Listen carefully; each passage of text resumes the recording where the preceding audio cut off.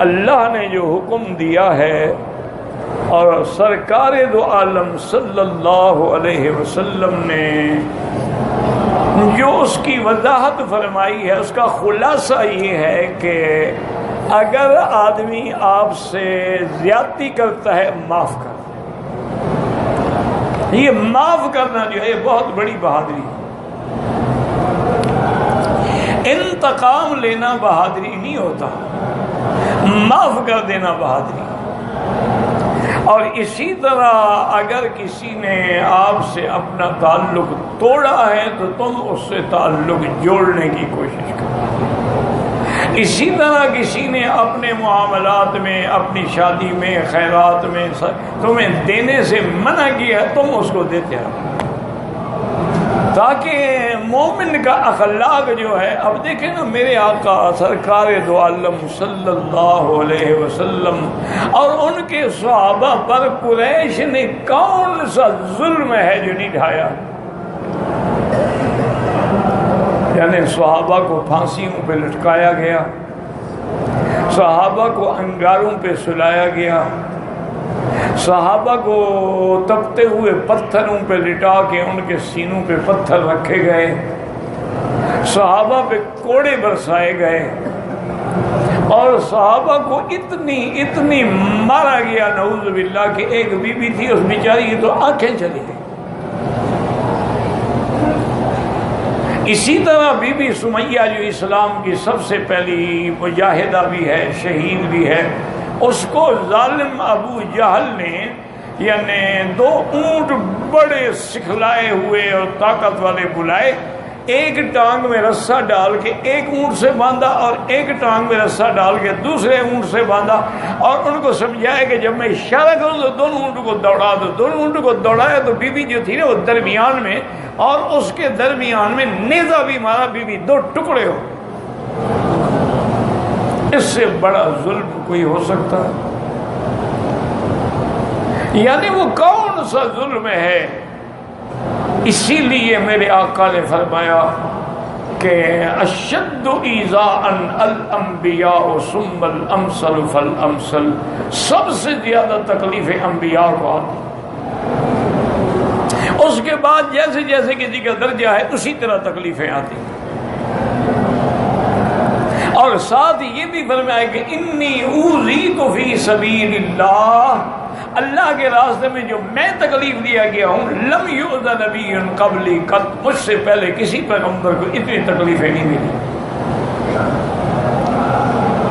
یعنی اس سے بڑی بات کیا ہے کہ حضور صلی اللہ علیہ وسلم حرم میں ما بین الرکنین، یعنی حجر اسود اور رکن یمانی کے درمیان حضور نماز، ہمیشہ حضور یہاں نماز پڑھتے تھے۔ اور اس کی وجہ یہ تھی کہ اس وقت قبلہ تھا بیت المقدس، حضور جب یہاں کھڑے ہوتے تھے یہ کعبہ بھی درمیان میں آ جاتا کیونکہ بیت المقدس اسی طرف ہے، تو حضور کی ایک تمنا ہوتی تھی دل میں کہ کاش یہ کعبہ مجھے مل جائے، لیکن جب تک اللہ کا حکم نہ ہو تو حضور اپنی طرف سے تو نہیں بدل سکتے۔ آپ نماز پڑھ رہے ہیں کہ ابو جہل لعنہ اللہ تعالی وہ گزرا اور کہنے لگا کہ یا محمد صلی اللہ، آپ ہمیں دکھا کے ہمارے سامنے آ کے نمازیں پڑھتے ہیں، قرآن پڑھتے ہیں، واللہ خدا کی قسم اگر میں نے آج کے بعد آپ کو یہاں نماز پڑھتے ہوئے دیکھا لأطأن رأسک، میں آپ کے سر کو کچل ڈالوں گا۔ حضور صلی اللہ علیہ وسلم سنتے رہے، کوئی جواب نہیں دیا۔ دوسرے دن حضور صلی اللہ علیہ وسلم اپنے وقت کے مطابق اسی جگہ پر آ کے آپ نے نماز شروع کی۔ ابو جہل ملعون گیا اور بڑا ایک پتھر اٹھا کے لایا کہ حضور صلی اللہ علیہ وسلم جب سجدے میں جائیں گے نعوذ باللہ تو میں آپ کے سر پہ ڈال کے آپ کو کچل دوں گا۔ اور قریش بھی دیکھ رہے ہیں، جن جن لوگوں کو پتہ لگا وہ بھی تماشبین بنے ہوئے ہیں۔ ابو جہل آ رہا ہے، جب حضور کے قریب آیا تو فوراً پیچھے ہٹا،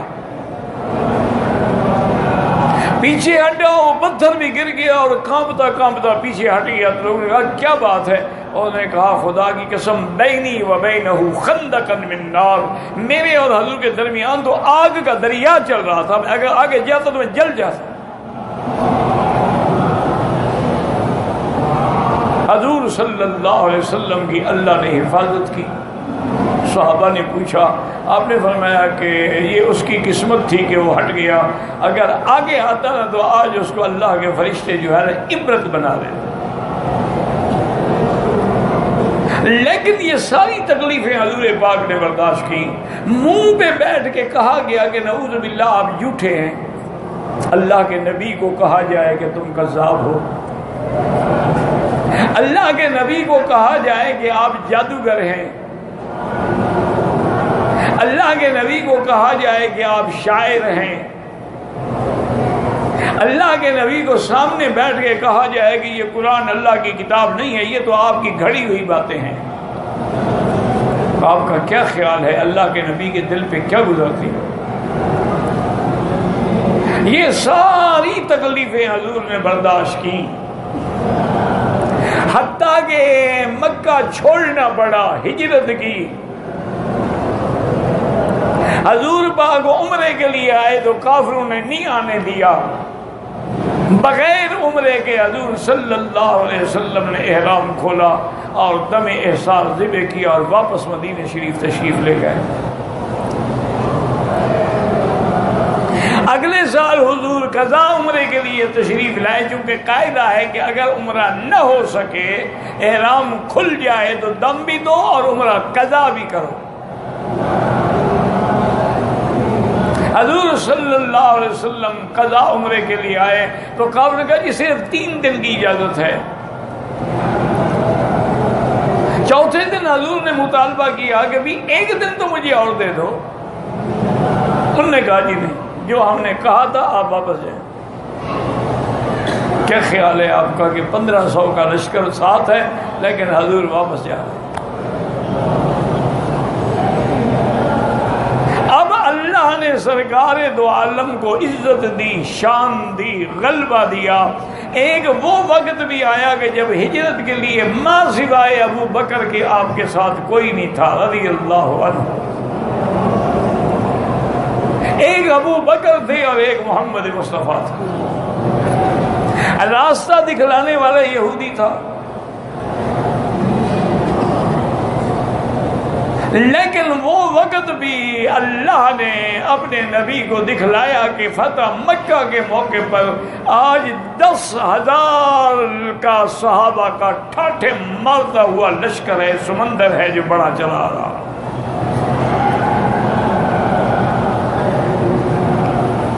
اور آج آپس میں صحابہ کہہ رہے ہیں کہ اچھا آج انشاءاللہ ہم گن گن کے قریش سے بدلے لیں گے، لا قریش بعد اليوم، آج قریش کو مٹا ڈالیں گے، آج کے بعد کوئی قریشی بچے گا ہی نہیں۔ لیکن شان والے نبی کی شان دیکھیں کہ جب حضور محرم کے قریب آئے، آپ نے اپنی فوج کو تقسیم کیا، میسرہ، میمنہ اور وسط میں، درمیان میں حضور پاک آئے، اور میمنہ پہ آپ نے حضرت خالد بن ولید کو رکھا۔ اور آج مکے والے حیران ہو کے دیکھ رہے ہیں۔ حضرت عباس ابو سفیان کو لے کے حضور کے دروازے پہ حاضر ہوئے، خیمے پہ حاضر ہوئے، انہوں نے کہا یا رسول اللہ اس کو میں نے امان دے دی ہے۔ آپ نے کہا تم نے امان دی ہے تو میں بھی امان دیتا ہوں۔ ابو سفیان نے کہا حضور مجھے کلمہ پڑھا دے۔ یہ وہ آپ کا چاچا بھی ہے اور سب سے بڑا دشمن ہے جیسے جنگ احد میں شکست دی ہے۔ حضور نے فرمایا کلمہ پڑھ لو بس ہمارے بھائی۔ حضرت عباس نے کہا کہ یا رسول اللہ یہ آپ کا چاچا ہے، مکے کا سردار ہے، اس کو تھوڑی عزت بھی دیں، عزت والے کو عزت دیں۔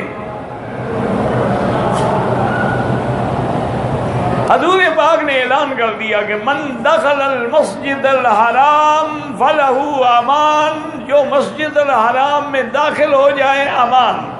من القى السلاح فلہ امان، جو اپنے ہتھیار پھینک دے اس کو امان۔ من اغلق بابہ، جو آدمی گھر میں داخل ہو کے دروازہ بند کر دے اس کو امان۔ من دخل دار ابی سفیان فلہ امان، اور جو ابو سفیان کی حویلی میں داخل ہو جائے اس کو بھی امان۔ پورے مکے میں امان امان امان۔ صحابہ کہتے ہیں تو کوئی بندہ بھی نہیں قتل ہوا، صرف لڑائی ہوئی تھوڑی سی حضرت خالد کی اور اکرمہ کی،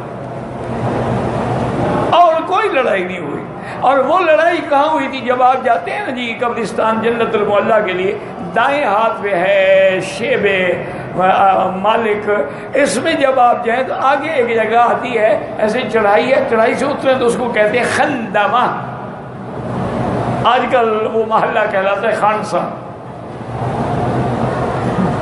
تو وہ خندمہ کی جگہ پہ تھوڑے ٹکرا گئے، یعنی حضرت خالد بھی، چونکہ خالد مجاہد تھا اور خالد کمانڈر تھا، اکرمہ بھی ایک بہادر باپ کا بہادر بیٹا تھا، اس کا بھی خون کھول رہا تھا، تو لڑائی ہو گئی لیکن اکرمہ بھاگ گیا۔ تو اب صحابہ حیران کھڑے ہیں کہ آج تو ہم نے بدلہ لینا تھا، حضور نے تو سب کو امان دے دی۔ تو یہ ہے وہ بات جو اللہ کا حکم تھا کہ واعف عمن ظلمک، اس کو معاف کر دو جس نے آپ پر ظلم کیا۔ جب سارے سردار آج قیدی کی حیثیت میں حضور کے سامنے کھڑے ہیں،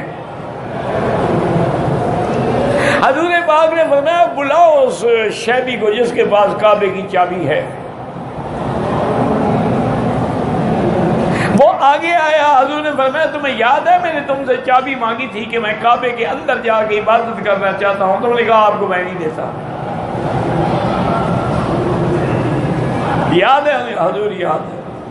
انہوں نے ادھر لاؤ چابی، فرمایا آج میرے ہاتھ سے کوئی چابی چھین سکتا ہو؟ یا رسول اللہ آپ فاتح مکہ ہیں، مکہ فتح ہو گیا، آپ کے ہاتھ سے کون چابی چھین سکتا ہے؟ آپ نے فرمایا تم نے وہ کیا تھا لیکن میں رحمت للعالمین ہوں، خذھا خالدتن تالدتن لا یاخذ منک الا ظالم، یہ چابی رکھ لو ہمیشہ تمہارے پاس رہے گی، تم سے کوئی ظالم آگے چھینے گا ورنہ کوئی نہیں چھینے گا۔ آج تک بھی وہ چابی اسی خاندان میں، یعنی کہہ دینا بڑا آسان۔ حضور نے فرمایا مکے والو ایسا کرو کہ آج تم خود فیصلہ کرو کہ میں تمہیں کیا سزا دوں، کیا چاہتے ہو، کیا کہہ دوں؟ نے کہا یا رسول اللہ انت اخ کریم، کچھ بھی ہو جائے ہم ہیں تو آپ کے رشتہ دار، آپ بڑے ہمارے سخی بھائی ہیں، ہم نے جو کچھ کیا ہے لیکن آپ کرم کا فیصلہ کریں۔ حضور پاک نے فرمایا کہ سنو میں آج وہی فیصلہ کرتا ہوں جو یوسف علیہ السلام نے کیا تھا، ان کے بھی تو بھائی تھے نا ظلم کرنے والے، انہیں کنویں میں ڈالنے والے، انہیں بیچنے والے، تو انہوں نے کہا تھا کہ لا تثریب علیکم اليوم، آج کے بعد تمہیں میں تانا بھی نہیں دوں گا، لہذا میں بھی کہتا ہوں لا تثریب علیکم اليوم، ہم بھی آپ کو انتم الطلقاء، جاؤ تم سب آزاد۔ یعنی یہ بھی نہیں کہا بھی کلمہ پڑھو، کیوں؟ کلمہ دل سے پڑھا جاتا ہے، تلوار سے تو نہیں پڑھا جاتا۔ پر میں انتم جاؤ تم آزاد ہو، اسلام لے آؤ مرضی، نہ لے آؤ مرضی۔ یہ کہہ دینا تو بڑا آسان ہے۔ اسی طرح جب حضرت یوسف علیہ السلام کے والدین بھی آ گئے، حضرت یوسف کو اللہ نے اس مقام پہ بھی پہنچا دیا کہ آپ مصر کے بادشاہ بن گئے، اور حضرت یوسف کو اتنی اونچی شان ملی کہ آپ کے والدین اور بھائیوں نے آپ کے سامنے سجدہ تعظیم ادا کیا۔ تو حضرت یوسف نے قرآن میں آتا ہے اپنے ابا سے کہا کہ یا ابت ھذا تأویل رؤیایا من قبل قد جعلها ربی حقا، ابا جان یہ میرا وہ خواب ہے جو میں نے آپ کو عرض کیا تھا، آج اس کی تعبیر آ گئی۔ آگے سنیں قرآن میں کیا ہے، وَقَدْ أَحْسَنَ بِي إِذْ أَخْرَجَنِي مِنَ السِّجْنِ وَجَاءَ بِكُم مِّنَ الْبَدْوِ، اس کے بعد حضرت یوسف نے فرمایا کہ ابا جان اللہ نے بڑا احسان کیا کہ مجھے قید سے نکالا، اور اللہ نے بڑا احسان کیا کہ آپ کو اس دیہات سے لے کے اس شہر میں پہنچایا اور ہمیں اکٹھا کر دیا۔ اب علماء کہتے ہیں حضرت یوسف کو تو قصہ سنانا چاہیے تھا، ابا جان آپ سے جدا ہو کے مجھے بھائی لے گئے، مجھے کنویں میں ڈال دیا، مجھے کھوٹے پیسوں میں بیچ دیا، وہاں سے بات شروع نہیں کی تاکہ بھائیوں کو تانا لگے گا، بھائی شرمندہ ہوں گے، جب سنیں گے بات تو حق ہے، لیکن کہہ چکے تھے کہ میں تمہیں تانا بھی نہیں دوں، لہذا وہ بات ہی نہیں کی۔ اب جب فرمایا وَقَدْ أَحْسَنَ بِي إِذْ أَخْرَجَنِي مِنَ السِّجْنِ، اور اللہ کا کتنا بڑا احسان ہے جس نے مجھے جیل سے نکالا۔ یہاں وہ نہیں بتایا کہ جیل میں کیوں ڈالا،